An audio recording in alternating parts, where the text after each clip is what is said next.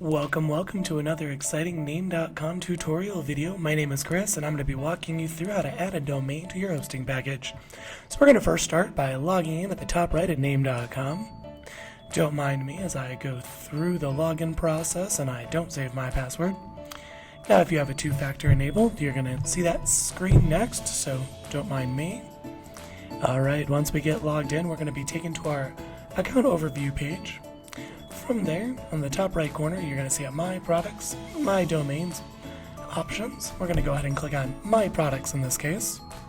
Once there, we're going to click on the hosting package in question. And after that, we're going to be able to see that we have a cPanel login on the top right-hand corner. We're going to start there. Once we get logged in, on the right-hand side, we're going to see the primary domain. We're going to go down under Statistics into Add-on Domains. Once there, we're going to add the domain name in question. In this case, I have a hot house. It's going to auto-populate everything else, so we're just going to click Add Domain after that. And that's going to add that to our existing hosting package. Huzzah! It's been successfully added. So now we're going to go back to the Name.com page. We don't have much use left here in the cPanel. Once we get there, I'm going to refresh my web hosting dashboard.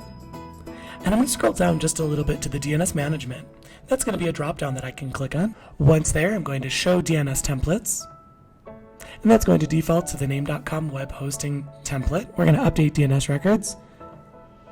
And huzzah! We have successfully added an add-on domain to our hosting package.